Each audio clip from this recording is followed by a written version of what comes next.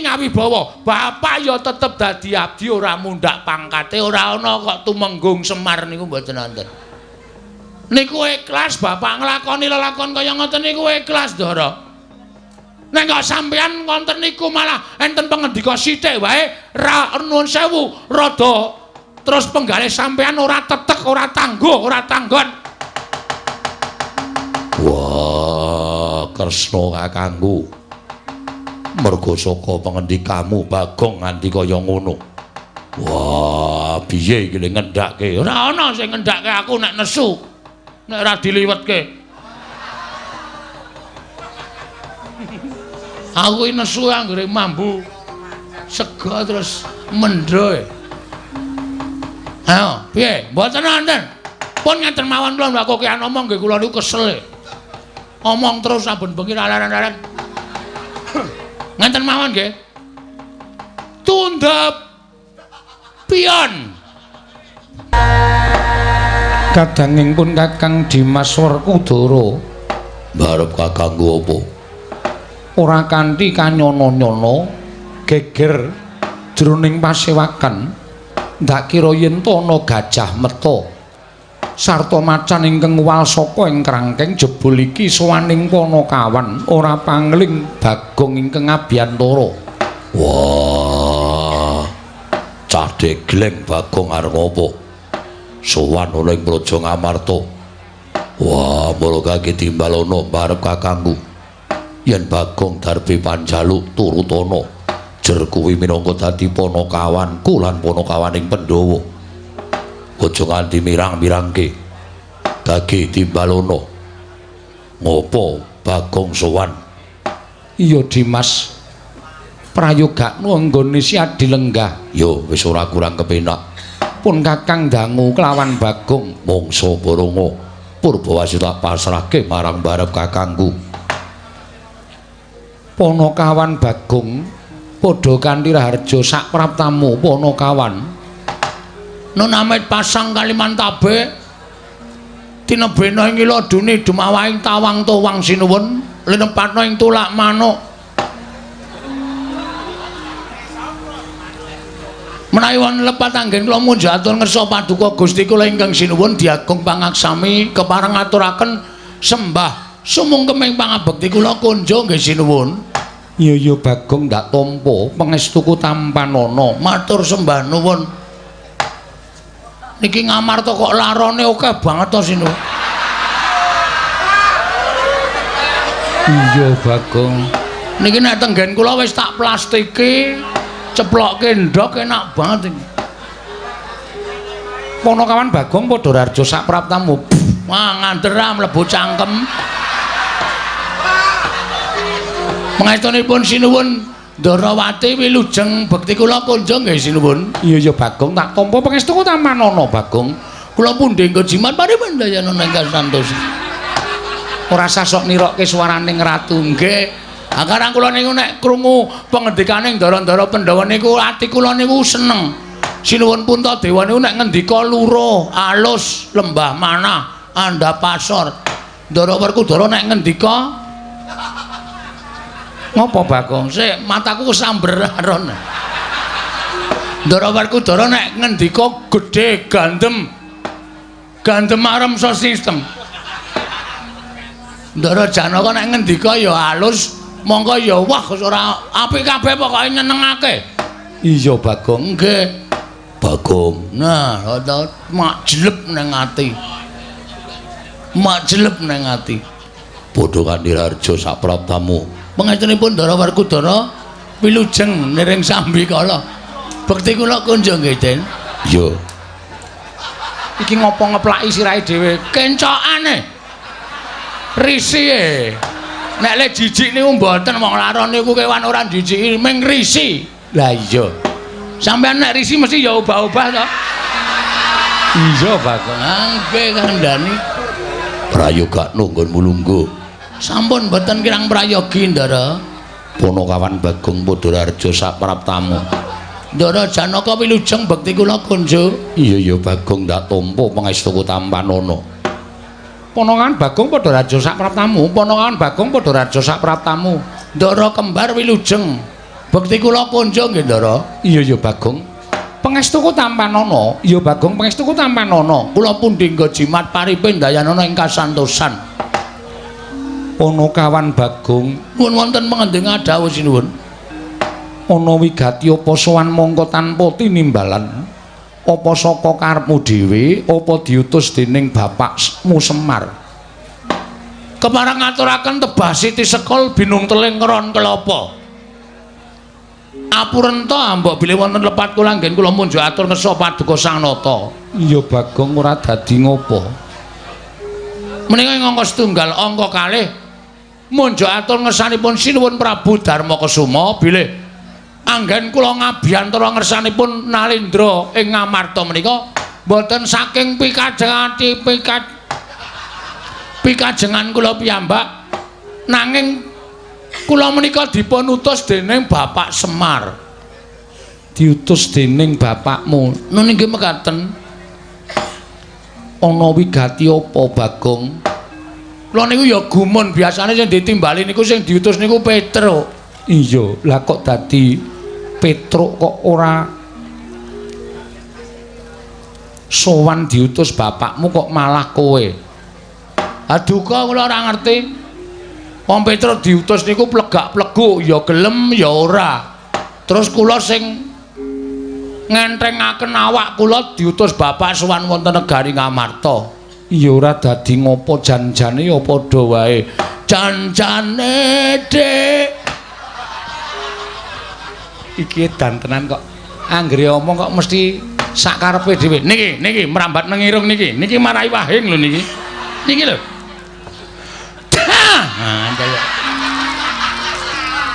Utek-utek nang jero anu. Ya wis senengno wae Bagong. Ngaten, bapak niku nimbali kali kula Bagong. Anu gareng karo Petruk kowe tak lumpukke. Iki aku duwe niat sarta duwe kajat. Ngertiane aku bakal mbangun kayangan. Bapakmu bakal mbangun kayangan. Nggih, kula dhewe ya wis mak tratap. Bapak kok ajeng bangun kayangan niku wong bapak niku nuwun sewu. Pawone we ambruk ora dibenakke kok. Ajeng bangun kayangan mongko ngundang anak-anake. Ha niki kula wis tratapan mergo anak-anake mesti jaluki sirkuler. Ning jebule mboten. Bapak maksude piye arep bangun kayangan ki maksude piye, Pak? Mergo kayangan sing arep tak piye to iki kok ana terus iki. Mergo sing arep tak bangun ki dudu kok lho iki lho iki. Iki lho. Mergo sing arep tak bangun ki wujud papan sing magrong-magrong dumadi saka emas jamrud mutiara hergeni. Papan sing apik embane kaya kayangan ki ora. Niatku mbangun kayangan ki ngene, kowe tak critani ya. Negara Ngamarta ki mbiyen kondhang negara ingkang panjang punjung pasir pawikir Lojinawi gemah Ripakarta tata Turaharja. Panjang werdining dawa punjunge kuluhur lan sak piturute. Sapa to sing ora kedanan karo negara Ngamarta? Kabeh padha kedanan. Ya ayeme, ya tentreme, ya rukune. Mongko Ngamarta ki dumadi saka pirang-pirang kutha, pirang-pirang pulo. Beda-beda basa, beda-beda tata cara adat budayane ning tetep iso manunggal dadi siji. Lah kuwi sing marai Ngamarta iki dadi negara sing kondhang. Iya. Ning akhir-akhir iki akhir ki apa? Oh iya lali aku. Kari-karine iki pokoke dina utawa tahun-tahun niki Ngamarta niku wis ora tentrem. Ngamarta niku pun mboten sae, Ngamarta niku wis ora ayem. Teng pundi-pundi dadi gegeran, ana perkara sithik padha bentak sirah, ana masalah sithik dirampungke nganggo atos sing balung mleting kulit. Rasa kamanungsan mboten dijunjung dhuwur, ning hukum alas utawa hukum wana sing digunakake. Niku sing bapak ora cocok. Contone papan-papan panembah saiki wis sepi, papan-papan pasinaon ora padha diparani, sing diparani papan-papan maksiat. Lah, Ngamarta sing kahanane kaya ngene iki nek ora tak dandani, arepa negara ingkang sentosa ning ibarate kaya dene amung kari sak siliring bawang sak umuring jagung sak uruping damar. Ngamarta mesti remuk bubuk dadi rempon. Nek Ngamarta ajur sing diseneni sapa? Sing diseneni Semar, merga Semar ki pamomong negara Ngamarta kok ora iso dandan-dandan tumrap negara Ngamarta. Wah rame niku. Iya. Bapak ngendika kaya ngoten niku nyewa sound system. Apa iya? Nggih. Teng ngarep pendopo nika wae sing seba meng kula kare Gareng kare Petruk bareng Bapak ngendika akeh-akeh ngoten niku masyarakat teko kabeh terus do meneng kabeh do ndingkluk do mantuk-mantuk. Katentreman wong urip rukun ki penak, wong urip ayem ki penak. Dalane iso ayem kudu rukun. Dalane rukun kudu mat sinamatan daya dinayan. Ngono? Nggunakake rasa. Lho niku mula kudu digayo. Wah, pokoke bapak ngoten nika nganggo dalil-dalil barang. Iya. Ngengke, bapak sakniki rak ngiyai. Oh iya. Ngoten niku akeh banget pokoke. Intine terakhir bapak nimbali kali kula, Bagong nyedhake kene. Sing tak sawang anakku sing iso ngewangi aku mbangun kaya kok ming kowe. Terus Petruk sajahe kaya gelo nika ora digunakake. Ya ora apa-apa Bagong. Nggih, ya kudu sing adil Semar niku. Iya pancen mengkono. Nggih. Kowe tak utus nang negara Ngamarta, Bagong. Sawana pepunden Pandhawa. Pepunden Pandhawa elingen utawa emutna. Gawenen eling Purwaduksina. Merga kahanan kaya ngene iki, Pandhawa rada kelalen ora nyedhaki para kawula, ora nyaketi marang para masyarakat. Mula kowe matura marang para Pandhawa supaya kon rawuh nang Karang Kadempel 5 cacahe. Sinambi nggawa pusaka Ngamarta 3 cacahe. Apa wae Bagong? Siji. Waduh lali aku.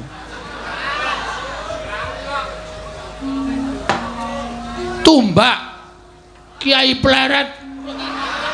Udu. Non, napa pusakane napa jenenge? Tumbak Kara Welang. Tumbak Kara Welang payung motha. Nggo ngrukupi kowe kuwi apa piye? Payung tunggul naga. Oh iya, akan ya wong kula niki SDM-e rendah e. Ya ora apa-apa. Payung tunggul naga kali pustaka perpustakaan wilayah DIY.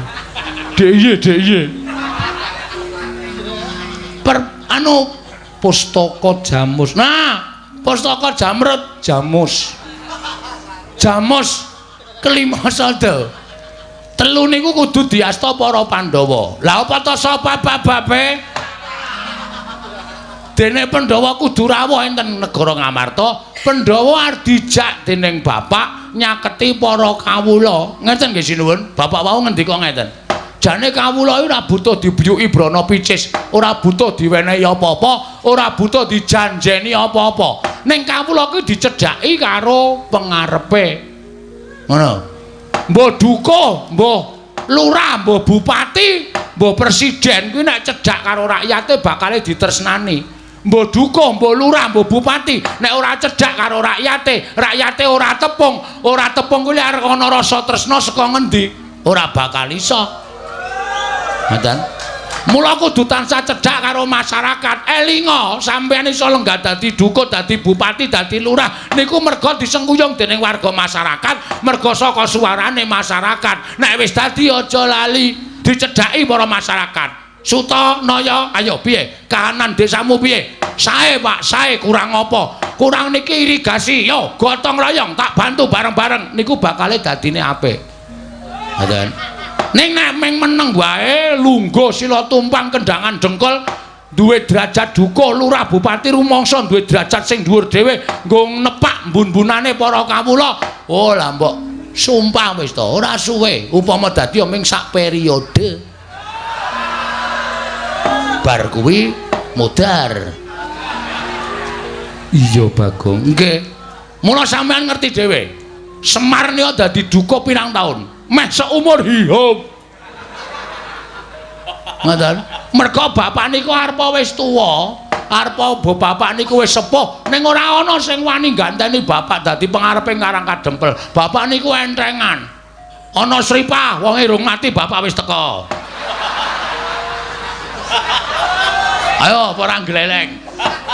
Bapak niku nek kok MC sripah ana wong kerokan wis dipesen. Iki seco nek mati aku sing MC. Lho pripun? Saking bapak niku lek tresna tenan. Iya. Ana pertemuan apa-apa bapak teka. Ana wong dandani dalan bapak teka arep wis tuwa. Nek ya kuat nek ming narik keseran bapak niki ya nyambut gawe. Lho, wong klumpuk niku ora kudu nyambut gawe. Waton gelem mlumpuk bermasyarakat nek ana tanggane rame-rame ayo dicedhaki. Ana apa to? Ayo dibantu. Bantu ora perkara dhuwit, bantu moral. Ngono ya apik. Oh, ngoten bantu swara, ego, partikel niku ya diregani. Ora kok meng alasane, aku ora iso nyemen kok. Kon melu kumpulan gawe irigasi. Kon ngopo ning kono? Niku meng alasane wong keset. Iya Bagong. Nggih. Aku ora iso ngaspal kok kon gawe dalan. Ngopo ning kono? Ah niku alasane wong keset. Ora kaya ngono. Sing apik niku kumpule. Kumpule niku sing apik. Bapak niku ora tau wegan. Lho, bapak niku tahlil ya mangkat, genduren ya mangkat. Sripah apa-apa bapak niku ora tau kok absen. Mesti mak pecungul, ngerti-ngerti ten riku. Mula masyarakat tresna, mula masyarakat sayang karo bapak. Nek sampean nganti lali nyedhaki para kawula, terus kawulane sakarepe dhewe ngenten iki sing tuna sapa? Samang. Samang ki apa? Cara desa aja digunakake ning kraton. Sampeyan kok samang. Samang niku singkatan saka sampeyan. Men disikat dadi samang. Oh ngono. Nggih nek cara nggen kula ngenten niku samang.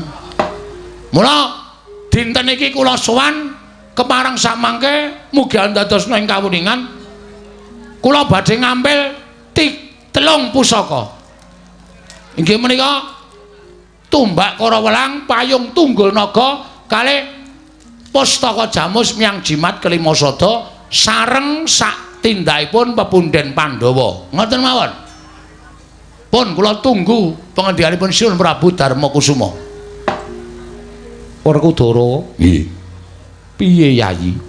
Ayo mangkat gegayuhane Semar ngelingake marang para Pandhawa yen nganti awake dhewe ora budal nyang Karang Kadempel, yen nganti Semar nesu sapa sing bakal ngereh-reh atine Semar. Modar ora. Semar iki nek nesu bahaya e. Wingi bar nesu nguyuh sak nggon-nggon. Nang ngarepan dodo, nang pinggir omah dodo. Ana daya barang dodo. Koko Prabu monggo bidhal dinten menika. Koko Prabu. Koko Prabu monggo bidhal dinten menika. Koko Prabu monggo bidhal dinten menika. Yayi, kula nuwun pamunten, Werkudara. Nggih. Kosik Yayi. Saking tumindakku iku kudu dipetung. Dipetung tegese piye? Aja grusa-grusu mengko yen ketemu dalan buntu ndak malah ora prayoga. Kresna kakangku darbi pangandika apa? Werkudara. Saiki ngene, ora kok jeneng aku ngilani kelawan Kakang Semar ora. Ora kok jeneng aku kuwi ngias marang Kakang Nayantaka ora. Jeraku ngerti dhewe yen to Kyai Semar kuwi pantisaning Sang Hyang Bathara Ismaya. Sapa to sing ora percaya marang Kakang Semar? Bebasan kae pusaka ingkang bisa kandha jimat ingkang bisa ngucap. Nanging petungen Semar kuwi menungsa lumrah, kedunungan ina lali salah apes lan mati. Jiwane kaya jiwa menungsa. Mula ora mantra-mantra titisaning dewa. Nadyan pun Kakang kuwi akeh sing nyebutake titising Sang Hyang Bathara Wisnu. Nang wis bola-bali pun Kakang kuwi tumindak luput. Wis bola-bali pun Kakang kuwi tumindak kleru. Merga isih kesandingan wadak. Tegesipun isih kesandingan tata lair. Wong kang isih kesandingan wadak kuwi tegese gampang nglakoni keluputan. Mula Dimas, perkara iki dipetung aja kesusu budal nyang Karang Kadempel. Tegese Kresna kakangku ngendika kaya ngono.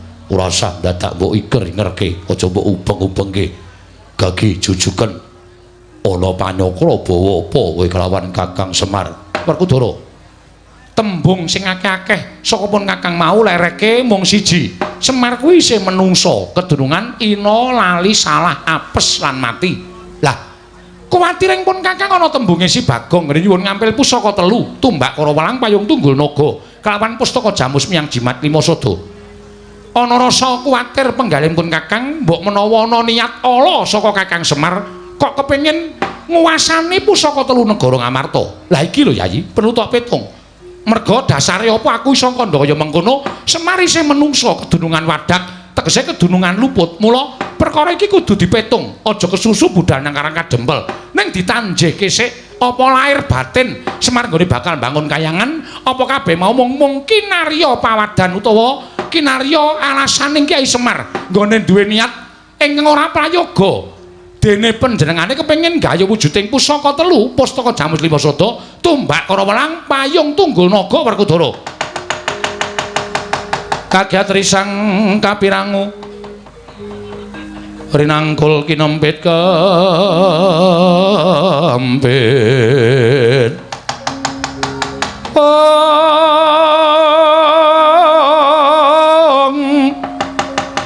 Sangreknaning bawana ya setu kang walang ati ya setu kang kudu kering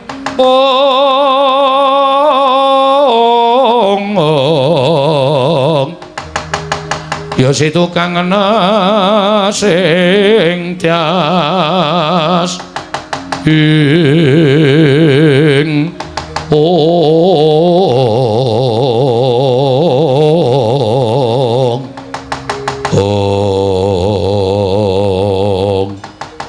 Namit pasang Kalimantaben nyuwun pangapunten sinuwun kok mak celekit kula krungu swara sing rampenak. Bagong sing sabar Bagong aja banjur tumangkar kanepsamu merga midhanget sabdaning Koko Prabu Ndhuwarawati. Kudu sabar merga pirembugan akeh para priyagung kuwi pancen penemune dhewe-dhewe. Nggih, kula percaya. Ning ana kata-kata sing marai ora penak.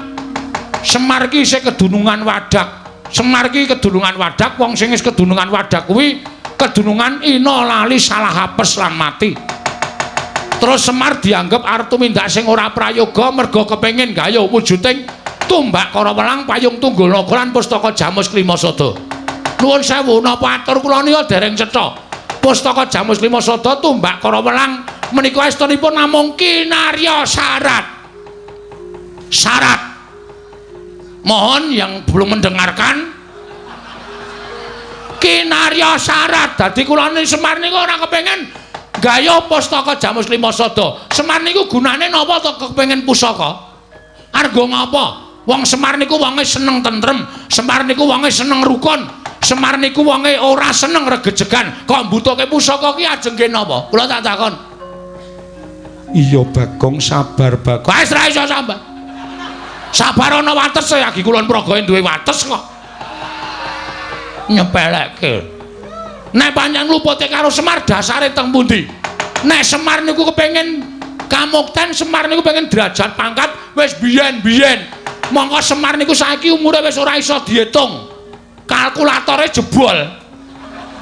Ngitung umure Semar. Pinten abad umure Semar? Kok isih kepengin gaya kanugrahan, kepengin gaya derajat pangkat ki nuwun sewu. Niku dasare ora kok perkara petung nganggo tembung sing apik. Niku pancen dasare wong niku ora seneng karo Semar. Bagong, aku njaluk sing sabar. Kula nepun ngenten iki ora iso dindakke. Bagong sabar dhisik. Ah ora iso. Lara ati kula dunake kaya ngono. Ketayalan tekan mriki saringan mawon. Nek ana sing ngarani Semar tumindak elek, mboten masalah, mboten masalah. Kula tak wangsul. Kula tak wangsul teng Karang Kadempel, kula tak matur kalih Bapak, Pak, kowe dikira ngene. Kowe dikira tumindak arep tumindak ngene. Mengke nek Semar takon, sapa sing ngarani Bagong? Sing ngarani iki. Kira-kira piye? Nek Semar nesu kira-kira wong sing muni ngono kuwi mau wani wae piye? Adu arep karo Bapak. Iya, aku ngerti yen bapakmu nesu aku iso ngrasakake lan aku dhewe ora bakal wani. Ning tak jaluk sing sabar Bagong. Mboten iso sabar. Pusaka bakal tak paringke kowe. Ora nggawa pusaka ora patheken. Wis kebacut mangkel kula teng mriki. Nembung apik-apik. Kula niku le ajeng matur sinuwun Prabu Darma Kusuma. Wiwit dikongkon bapak 3 dina kepungkur kula sinau basa Jawa. men aja ketrikel-trikel omongan kula kok barang tekan iki ana sawe sing lambene sampe naik dhewe. Bagong kuwi Nalendra ora urusan. Bagong sing sabar. Aja kaya ngono, kowe sing sabar kowe wong tuwa. Wong tuwa ngapa? Oh, aku ora trima. Wis ngonten mawon saniki lereke. Saniki garis besare ngaten mawon. Sinuwun purun maringke syarat telu niku mboten? Apa? 1 semen 3 sak. Aku ki jan mapikir aku malah bangun toilet terus. Tumbakara welang payung tunggul naga pustaka jamus miyang Jimatulya ajeng mangpareke mboten. Nek sampean maringke matur nuwun tegese sampean sing kelingan karo labuhane Bapak Semar. Nek sampean ora maringke nggugu omongane wong sing ngandhake Semar kedulungan Wadak mboten apa-apa, mboten apa-apa. Ning ampun ngluputke kula nek Bapak ninggal Pandhawa. Ampun ngluputke kula. Pandhawa iso kaya ngene iki merga sapa? Pandhawa cilik dileliting mlebu ngalas ditutke. Mlebu guwa ditutke karo bapak dijak prihatin. Tundhone saniki Pandhawa ngunduh waing pakarti iso mukti ngawibawa. Bapak ya tetep dadi abdi ora mundhak pangkate, ora ana kok tumenggung Semar niku mboten wonten. Niku ikhlas bapak nglakoni lelakon kaya ngoten niku ikhlas Ndara. Nek kok sampeyan wonten niku malah enten pangendika sithik wae ra nuwun sewu rada terus penggalih sampeyan ora tetek, ora tangguh, ora tanggon. Wah, Kresna kakangku. Merga saka pangendikamu Bagong nganti kaya ngono. Wah, piye iki ngendhake? Ora ana sing ngendhake aku nek nesu. Nek ora diliwetke. Aku iki nesu anggere mambu. Sega terus mendho. Ayo, piye? Mboten wonten. Pun ngenten mawon kula mbak kokean omong nggih kula niku kesel. Omong terus saben bengi laren-laren. Ngenten mawon nggih.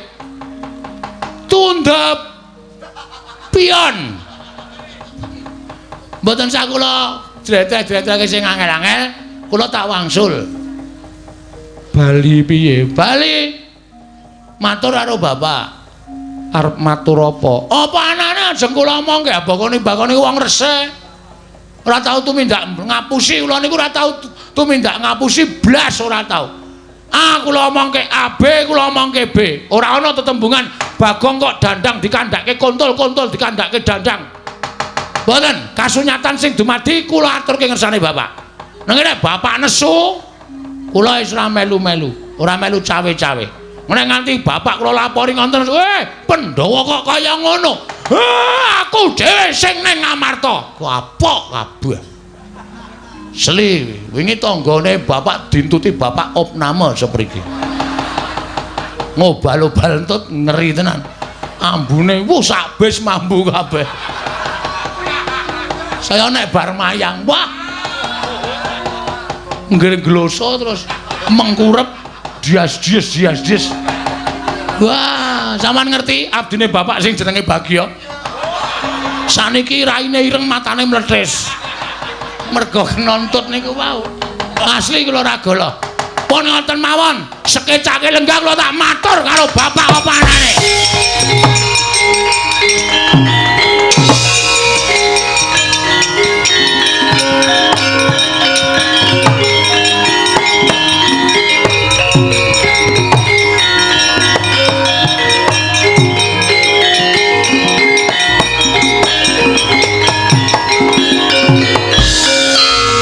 Prabu kados pundi lampan menika menawi ngantos Bagong sak mangke matur kalian pun Kakang Semar. Kula nuwun sewu mboten badhe kula tutup-tutupi nadyan Kakang Semar menika derajate ngaceplik. Nanging bloko soto blak kutang terus terang. Menawi ngantos Kakang Semar murina kalian para Pandhawa sinten ingkang badhe ngendhakaken Kakang Semar Koko Prabu? Wah, Kresna kakangku piye? Kowe kudu tanggung jawab. Aja meneng bae. Wah, kowe kudu wani tanggung jawab Kresna kakangku. Arjuna kula wonten paring adhawuh. Ayo melu pun Kakang metu njaba Yai.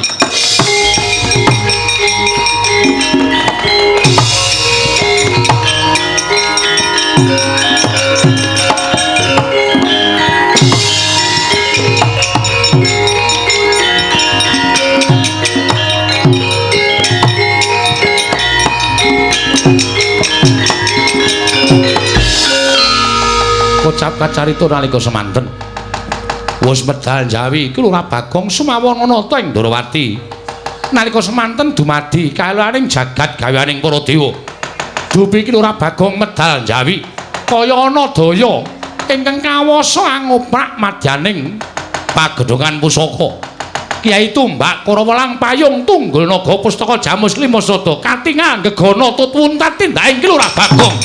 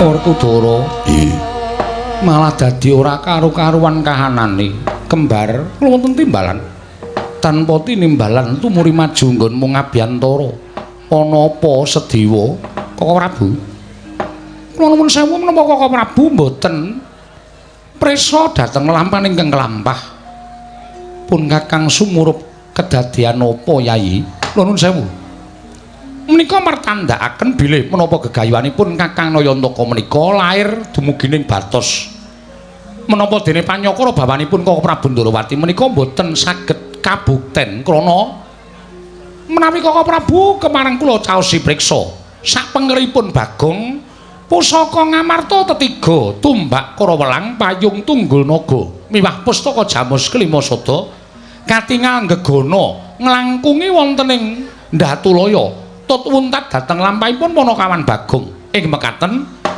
nadyan wujudipun pusaka tiga nanging kacarios pusaka menika dadosan saking para nalendra ingkang digdaya satemah salin wujud dados pusaka mila mboten aneh menawi panggrahitanipun lan prabéda kadidine jalma wantah apa mengkono Dimas inggih wah cetha yen to diarani dening Kresna mau ora kabukten lan niyate Semar lahir batin nanging pun Kakang kuwatir Koko Prabu nggone nyuwun pamit nganti kelawan Arjuna katingal pasemone kaya nandhang duka yen to nganti ana apa-apa ing tumanduk kelawan Bagong merga saka Koko Prabu Ndrawati piye Dimas aku percaya karo Panakawan Bagong nadan wong loro saudon telu saurupan mengko tak gawene cara supaya Bagong aja nganti pulasara karo Kresna kakangku gedene nganti Bagong dibondo tangane dening Kresna kakangku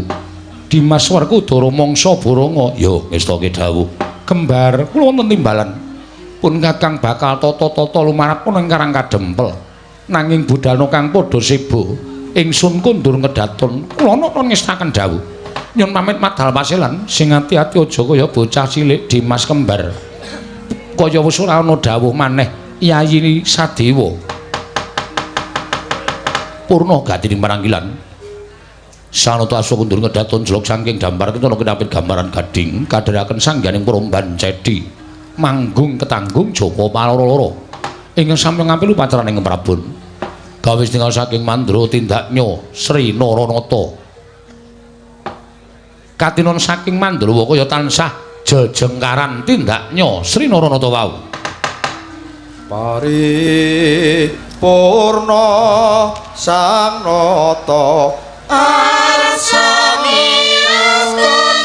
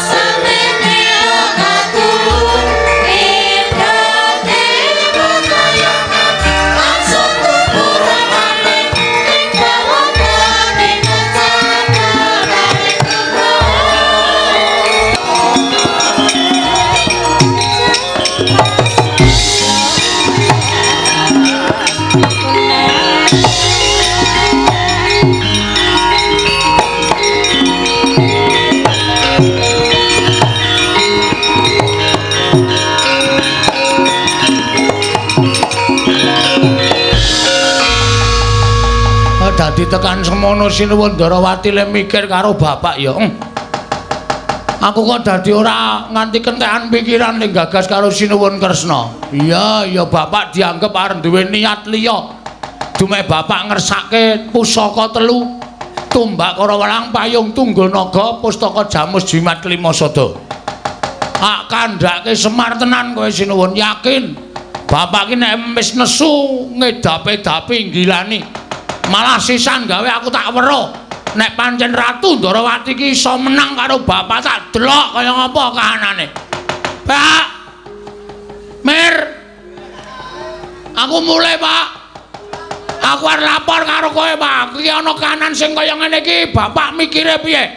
Nek bapak ora trima tak kon nyambut gawe dhewe. Nek aku karo Sinuwun Ndarawati aku jelas kalah. Aku matur ngersane bapak Pak.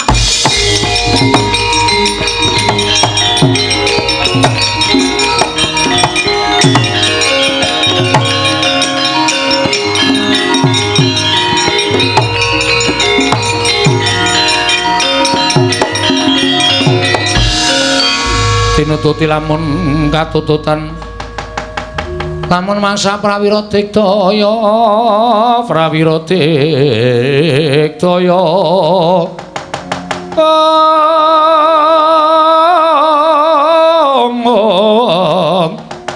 ora nanggono magawe gelar ira wang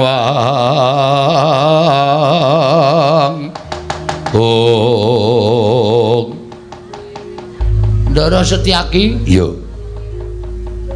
kok tiba-tiba mak bedunduk apane sampeyan iki lho kondur teko mak bedengus kaget e kula Bagong non Warendi wangsul bali ngopo ampun nyaketen kena ora entuk angkutan malah ora tekan ngomah kula aku tak takon karo kowe bali arep ngopo ajeng matur kali bapak matur perkara apa wane niku rahasia blok ora non blok ora bloko takon dosa aku tegel karo kowe yen perlu tak jempalani Bagong mangke yen to niki masalahe napa kok ngerti-ngerti dijempalani ora ngerti kenthang kimpuling lelakon pojok pleret ing kanan kok ngerti-ngerti kula ajeng ditutuki niku masalahe napa monggo nek kula ajeng diantemi monggo ora masalah kula ikhlas nek kula salah aja kok diantemi lebokke paku jaran kula disiksa nek pancen Bagong luput ora masalah ning ora salah ora kleru dijotosi niku terus pripun le mikir apa kowe ora rumangsani kleru mboten kowe mau ning kedaton omong piye wah werna-werna lali punan pun sore wau wis kliwatan limbukan barang e wis ra iso mikir kula Bagong nun aja sembrono kula mboten sembrono kowe mau ning kedaton matur karo Kanjeng Koko Prabu Ndorowati nek kowe arep bali ning Karang Kadempel nggih arep wadul karo bapakmu perkara Sinuwun Prabu Ndorowati mambeki kekarepaning Kakang Semar nggone bakal bangun kayangan ya apa ora kowe lha kok ngertos sampean ngerti bae terus rawuh sampean mriki aku didhawuhi supaya nyekel kowe lho iki piye ta iki kok sampean nyekel kula niku salah kula teng pundi ora sampeyan takon salahe yen kowe wadul karo bapakmu yen bapakmu nesune karo Koko Prabu Ndorowati mengko kriwikan dadi grojogan geguyon dadi tangisan Semar iso mungsuh Koko Prabu Ndorowati pancen kuwi sing tak jarak aku saiki arep kepengin weruh Semar karo Kresna iki digdaya sapa ya ben padha-padha pamomonging Pandhawa Kresna pujangganing Pandhawa Semar pamonging para Pandhawa nek gelut menang sapa Bagong nun kowe aja sembrono iki lagune Mas Mantos ora usah kepenakmu dhewe Koko Prabu Ndorowati dawuh karo aku supaya kowe tak bondo sawetara wektu weh lah iki berarti pancen wis numusi lek ngimpi dirubung sendok mau bengi edan tenan dirubung penari sendok wah terus nek kula bangga darang wengi nek kula pasrah kowe tak bondo oke wis ben mudar nek kene mbok men wis tak niati kok ora tau mlebu ning cangkeme Sencaki lho kok meng lambeku terus sing klebonan apa mergo aku ki gragas wae ya larone iki ngerti mlebu ning cangku aku kok apa-apa tak pangane urip mateng tak pangan abeh Bagong malah malang kerik wae yen ngono kowe wani karo Setyaki den cacing niku kepidak menungsa ngolet ki ora ngrasake lara ning butuh malas karo sing idak mongko cacing ki ra ndek perasaan Bagong ki wong diparingi perasaan aku ki mloro ae masuk angin tak goleke tamba sontek tak blonyo awakku men mari kok mati diame-ame manusia macam apa kamu gugu karepe dhewe lah apa dikirane sampean getak-getak karo Bagong ki aku miris aku wedi gak no wah gak wedi aku yen ngono kowe wani karo aku wedian diamput lho malah misuh-misuh ya men ora minggat suarep aku ora manut karo Setyaki kene marganing patimu jajal sekseni piyai semene Sencaki karo Bagong menang sapa mari dicoba ning dituku lho ora dicoba-coba Tuna dicoba-coba. Saya ombo. Mati dening aku. Mangga ayo.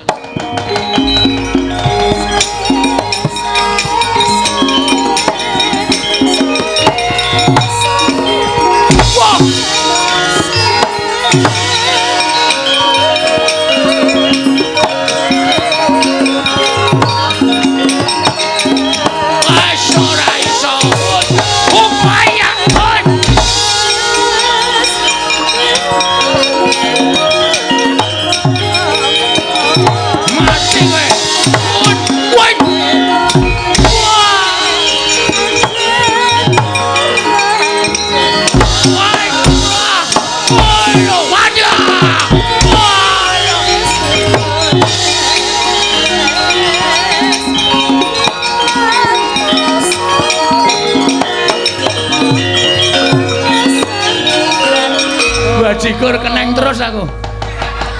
Ngasem kok. Tak tendang ayo meng sikilku ki meng sekilan. Nendang ya meng matel lalu ngono. Ngantem ya luput, nendang ya luput, sencaki bungahe ngantem karo aku. Wis jelas. Iya, kowe Setyaki. Ayo aja leren maju rene. Njaluk tak ajar, njaluk tak remuk awakmu.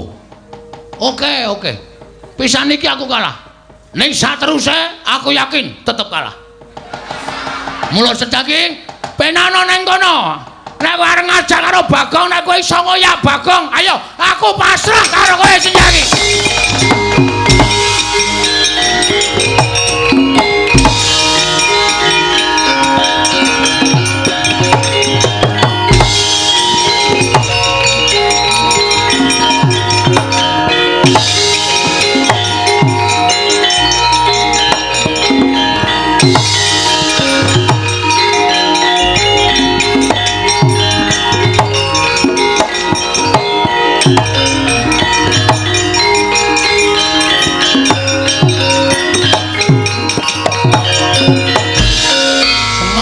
Iso ngoyak aku. Bekas copet e. Nggere sentuk copetan leku mlayu iso slep. Ora iso konangan wong e. Ayo Hoyan. Ora iso ngoyak aku laporke bapak ben geger Ndarawati karo Karang Kajember wis.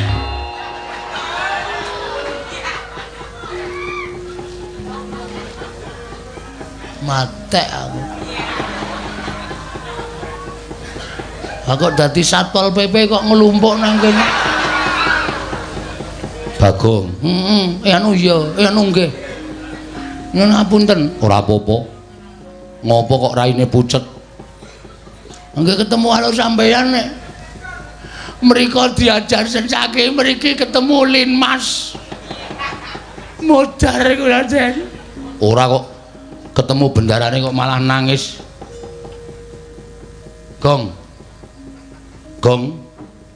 kowe iki jak omong kok mripate nang ndi-ndi? Ematke bakso e. Wah, wis akene pucet ngelek. Wis ora iso nyambi iki engko wis ngrekam. Kuwi itu jatahmu. Engko tak ngono wae, goreng laron e malah. Saya akeh iki. Wis ben ra apa-apa. Kowe ngopo kok bathukmu biru, mripatmu biru? Ning gusine ra abang to? Abang. Mengko nek gusine biru ndak? Lho, wong bagus gusine biru. Ora. Kowe ngopo? Anu diajar Ndara Setyaki. Lho, sida diajar. Wis mau kok ndak tak sida diajar ora. Lah terus sampean mriki?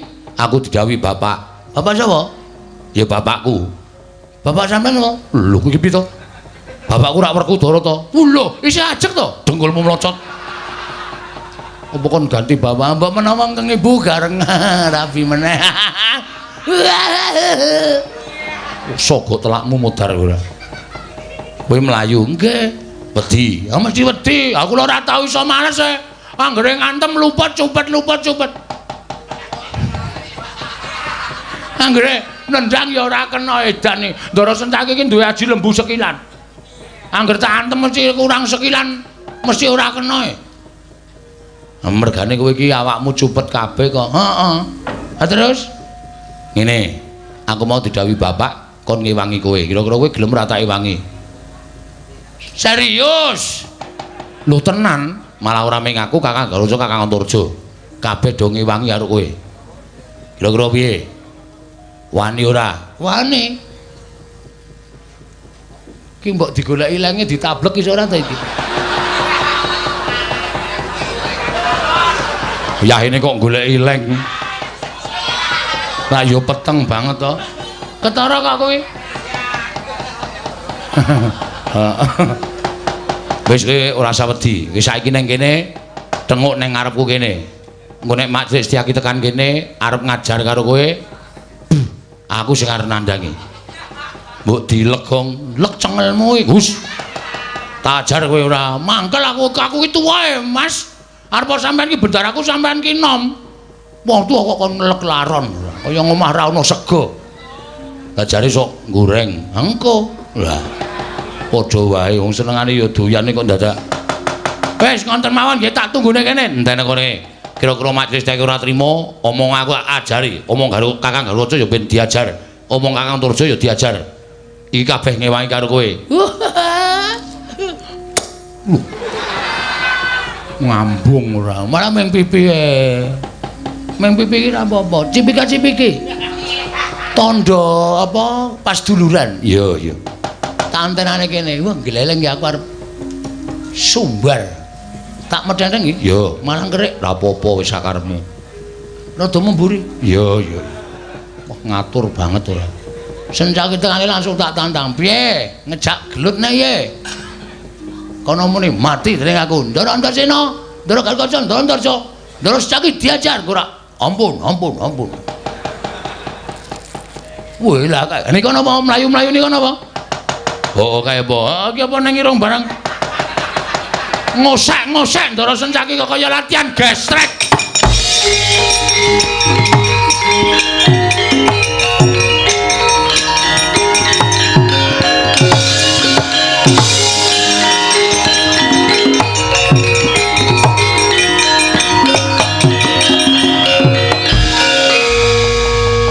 Mandek nang kene, mandek kesel kok.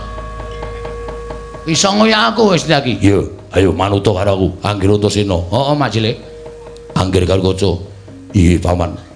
Anggir Antarja. Iya, Paman. Lenggah wonten ing mriki. Ya mung ngisis wae kok. Ora ngapa-ngapa. Kok kayane ana masalah karo Bagong. Badhe kula rampungi. Ya dilampungi. Rampungi Gong, nek ana perkara dilampungi ben kek padhang kahanane. Siap. Karepe piye Mak Cilik terus tok tanting wae. Oke. Karepe piye kowe? Terus kaya lho. Kaya kowe mau wis tak ajar. Mau saiki. Mambu. Keri. Mau saiki. Wah, jan.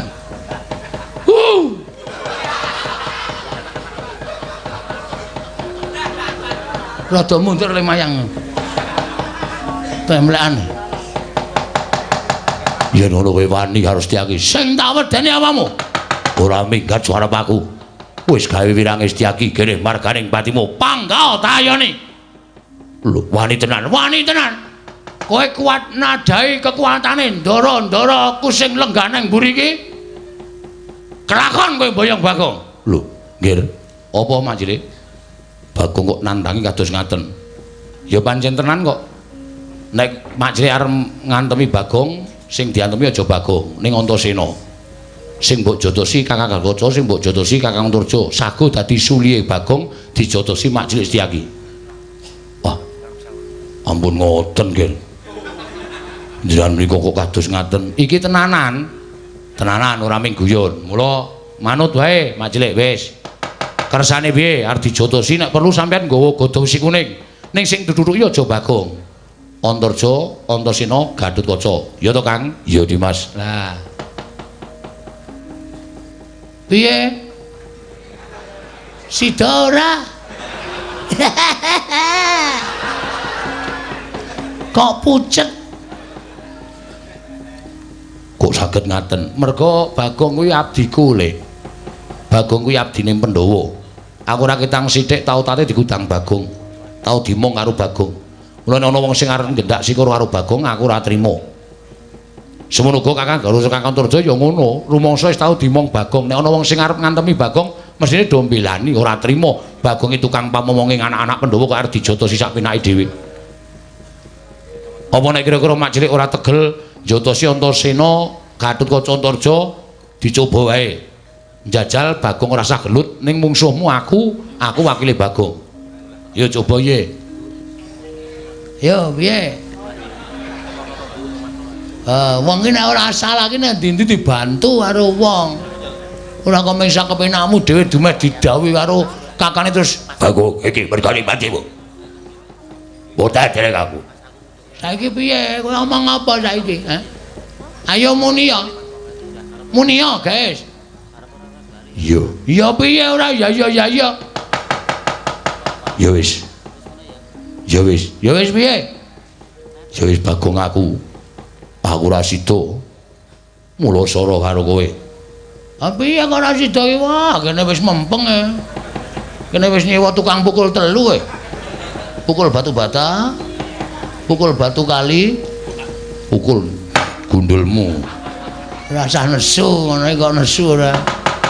Nek sampeyan ora arep melu-melu perkara iki wedi karo putra-putra Pandhawa, mundur. Mundur. Ngono aku ditimbali Koko Prabu Ndarawati. Iso alasan to? Mula ana tetembungan 1001 alasan. Mundur, Bagong ampuh apa piye wis terserah. Ning sing penting sampeyan aja nganti nyekel karo Bagong. Nek sampeyan ndemok kulite Bagong, mungsuhe lancur-lancur Pandhawa terus siap.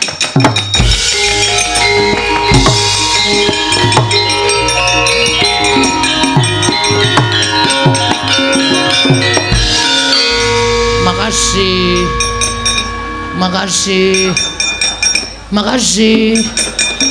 Yo padha-padha. Beres sisan Lah yo. Jane beres kowe gendang bali ana pondoro bapakmu ora usah adul-adul ya, Gong. nggih. Malah yen perlu engko sak budalmu aku nututi karo kowe. Nek wis tak tututi aku arep bantu karo bapakmu karo Kakang Garusa Kakang Turja. Siap. Weh, aneng kula mulai iso didukani bapak. Mergane Kula mulai kon nggawa pusaka 3, tumbak karo welang payung tunggul naga kali pustaka jamus jimat 5 sada ndara. lah terus piye? Wah, kula dhewe ya ora iso mikir.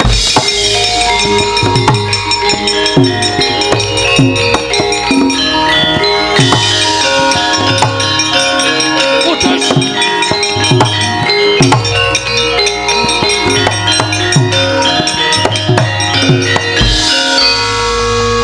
Wiladara. Tumbak karo welang payung tunggul naga pustaka jamus 5 sada. Kok tanpa kenyono-nyono kok kaya melu lakumu, Gong. Kula ya ora ngerti kok. Kula ora nggawa besi brani lho. Iya. Kok iso detekan kene lho. Ning ora memper. Mergo kowe tak kandhani kok.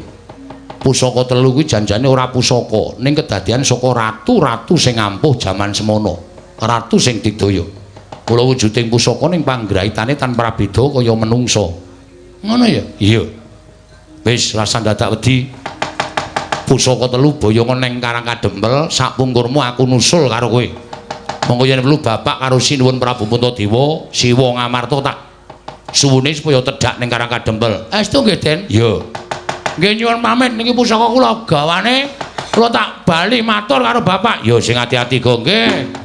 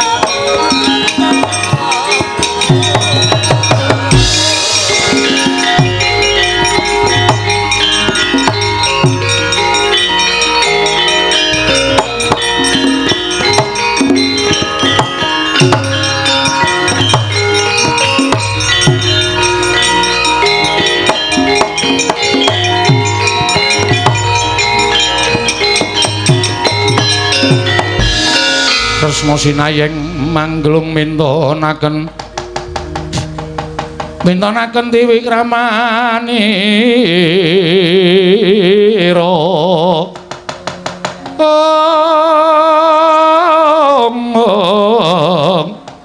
kang memikiran ning asta aning asta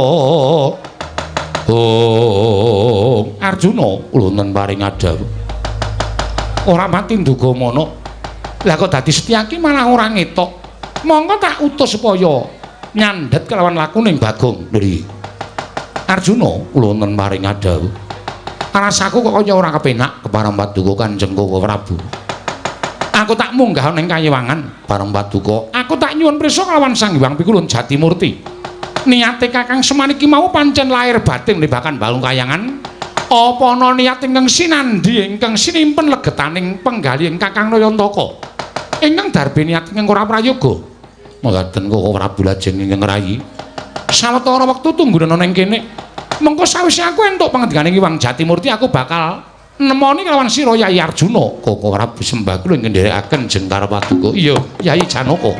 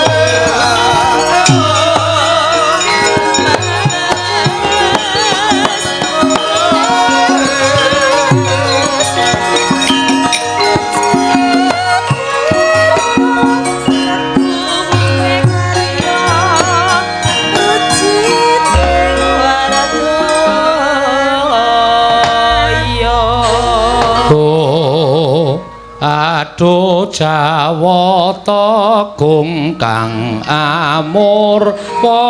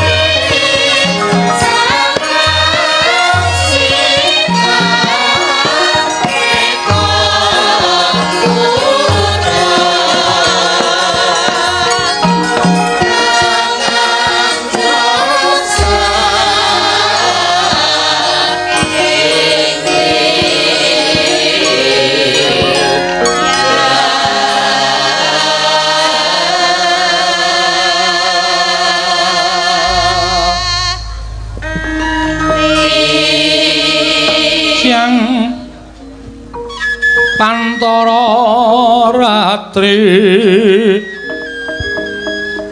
hamung cipta pukulun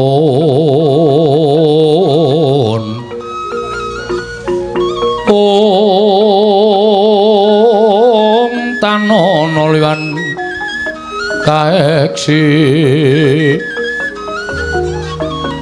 mila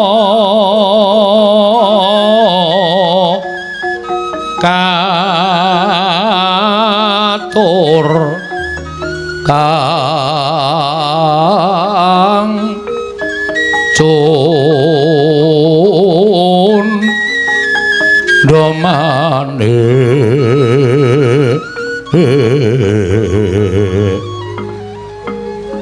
prasasat rageng ulun kang sumembah mung gwing pradanta Prabu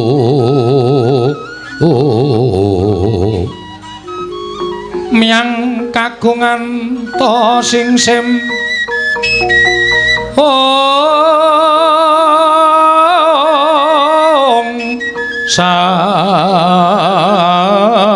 sat sampun prapti katonas to pukulun la Tenorapati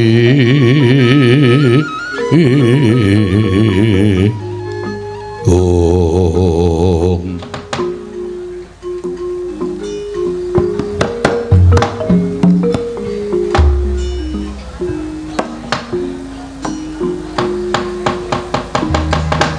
Rama dewaning sun ing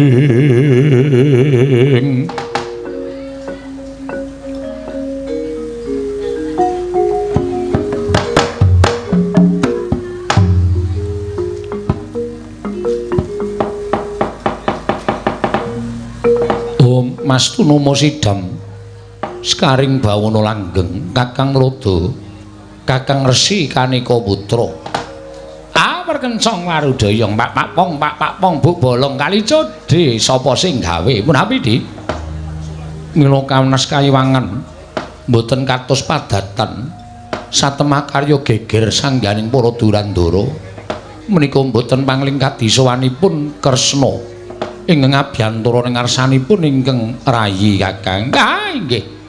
Menika pun sukma wicara ingkang abiyantara mongko kanthi badan wadak. Tumuli katimbalana di menapa wigatosipun Kakang Rada kasinggihan kasekicak lenggah. Ah inggih sampun boten kirang prayogi. Kresna padha kanthi harja saprapta kita nggih. Tansah nanging kawidadan niring sambi kala sowan kula pukulun. Kemareng kula ngaturaken sembah sumangga ping pangabekti kula kunjuk. Nyaya Kresna ulun nampa. Akarya bombong tias ulun ora liwat pangestu ulun tampanana. Kula pun dinggo jimat paribeh dayana ing kasantosan pukulun. Apa to kang dadi darunane dene jeneng kita suwan ngabiyantara mongko tanpa tinimbalan pukulun. Ingin sepisan kemareng ngaturaken sembah sumangga ping pangabekti kula kunjuk ndungkap angka kalih. Namung kepengin sanget kula nyara widhekaken dhateng gegayuhanipun Kakang Nayantaka inggih Kakang Semar. Anggenipun lumantar Panakawan Bagong nyuwun ngambil pusaka tetiga negaring Amarta, tumbak Karawelang payung tunggul naga lan pustaka jamus miyang jimat lima sada. Kinarya sarat anggenipun Kakang Semar badhe ambangun kayangan pukulun. Kuwatos sing manahipun ingkang putra Indrawati ingkang wayahipun Kresna. Tembungipun Kakang Semar anggenipun kepengin bangun kayangan menika menawi sakmangke ngantos Kakang Semar menika wantun ngembari dhateng pangwaosipun kayiwangan srana anggenipun badhe bangun kayangan menika menapa mboten nami ngasuraken dhateng asma paduka pukulun wonten dungkap ing angka kalih pukulun.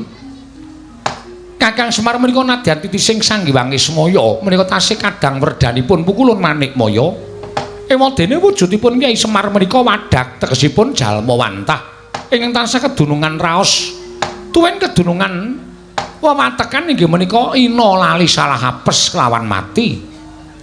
Kuwatos raos ing manah kula menawi anggenipun nyuwun ngambil pusaka tiga negaring Amarta menika tumunten dipun ginakaken pakarti ingkang boten kirang prayogi. Duh pukulun menapa mboten damel banger bacen asmaning kayiwangan jernyatanipun Kakang Semar menika ugi geneping para Jawata. Mlingking saking menika pukulun kula nyuwun dhateng paduka Hyang Adi pukulun. Keparenga angginakaken permana jati aniti priksa dhateng gegayuhanipun Kakang Semar menika pukulun. Leng-leng ing driya mangu-mangu mangunggung ganduan remang lirlena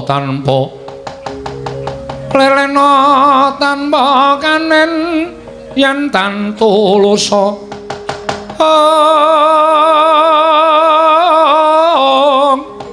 amangku sang Dyah Utama Nalendra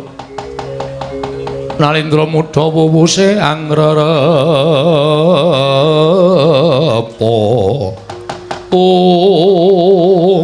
Kresna wonten timbalan ulun ngaturake panuwun ingkang tanpa pepindhan dene jeneng kita wis menehi asarta munjuk atur kelawan panjenengan ulun nggone Kakang Semar bakal duwe gawe bakal mbangun kayangan ing mengkono ndadekake banger bacen asmaning kayiwangan. Mula Kresna gandeng wis wala-wali ulun tansah duarep kelawan Kakang Semar turta ulun tansah kawirangan. Mula babakan Semar jugar lan mbuyane nggone mbangun kayangan ulun pasrahke kelawan jeneng kita.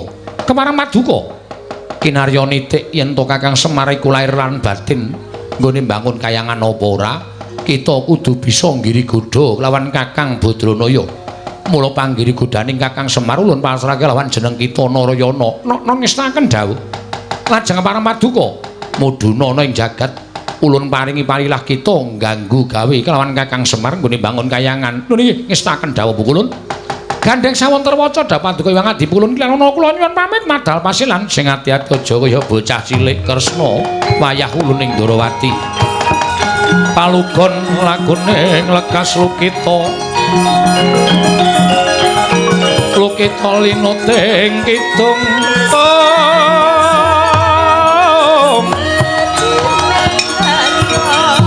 kadung kadereng namomong memangon manah rahayu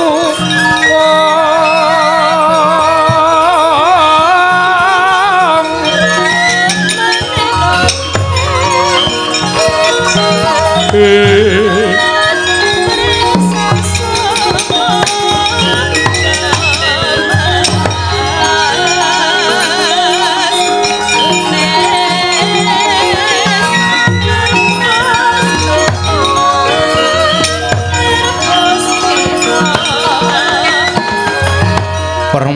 kula wonten timbalaning adawa pukulun. Aja wedi kangelan. Ketapno para wadyabala baju barat kabeh kinen lumarap ana ing Karang Kadempel. Susupana jiwaning kawula sak Karang Kadempel. Aja nganti padha nayogyani Kakang Semar nggone mbangun kayangan. Yen perlu jiwa ingkang resik, jiwa ingkang suci, tumindak ingkang becik ingeren kiblate supaya tumindak kang ora prayoga. Nek ngestaken dawuh pukulun lajeng Delanana kula nyuwun mamet madal masilan tumurun wonten madya potong tapakan saking para wadyabala. Iya ya sing ati-ati Permoni aja kaya bocah cilik Bathari Durga.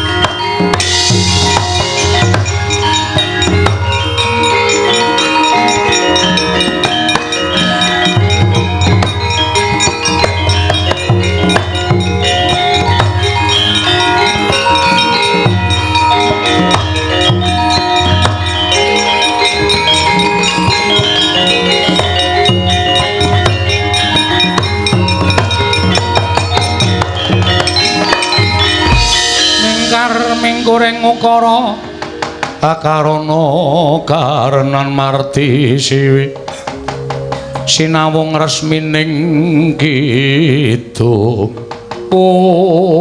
Koko Prabu kepareng kula jumadung dawuh Arjuna kula wonten timbalan prastawa dawuh timbalaning Iwang Wikulun Manikmaya pancen pun Kakang ing kinarya niti priksa kelawan niating Kakang Semar apa pancen lahir batin bakal mbangun negara Ngamarta apa pancen mung kepengin ngembari marang panguwasaning para Jawata jer tembunge mbangun kayangan kasinggihan mekaten nanging menapa mboten badhe ngleling semi ngatasipun paduka menika sami priksa bilih paduka Kanjeng Prabu Ndrawati teka Girigoda dhateng kejejang utawi gegayuhanipun Kakang Nayantaka Janaka wonten timbalan aja wujud nata Ndrawati lan Arjuna kepareng paduka yen pancen Si Adiwasis maraya tututana kekarepanipun Kakang monggo Koko Prabu kula dherekaken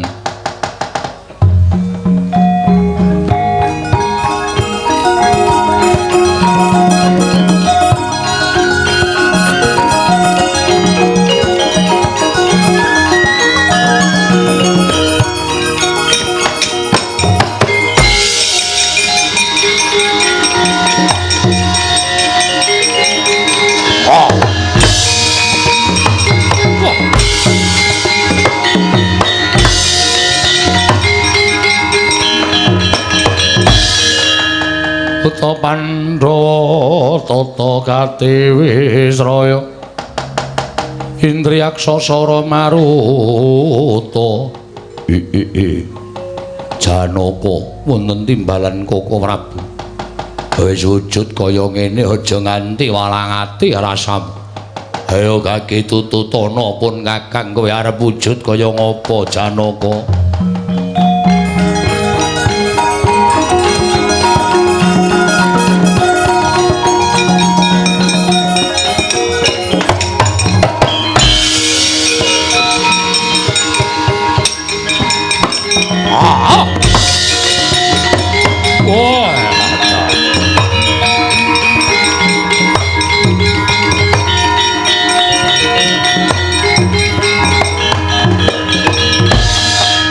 wujud buta apa dasarmu kowe wujud macan menawi kula mlebet wonten ing Karang Pradesan tartemtu gegeraken sangya para kawula Karang Pradesan kanthi cara mekaten boten tumanjem manahipun para kawula menawi badhe nyengkuyung Kakang Semar anggenipun bangun kayangan. Yo aku tak ngambah Dirgantara kowe nasaka Karang Pradesan Karang Kadempel iki monggo kula dherekaken Koko Prabu.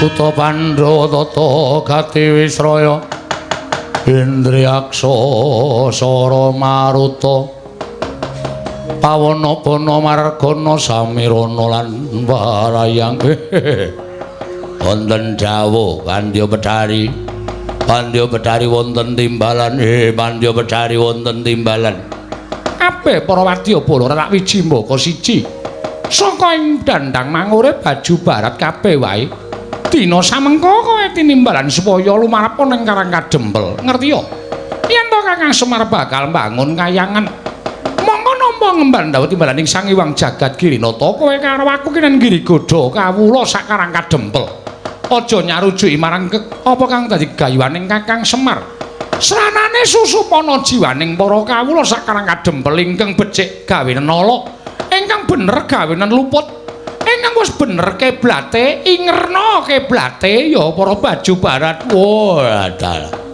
Lajeng pangkatipun para wadyabala benjang menapa? Ora ketang sambung apa celintang tu beliau mangkat dina iki. Non ngestaken dawuh nyuwun pamit Pandya Bedhari.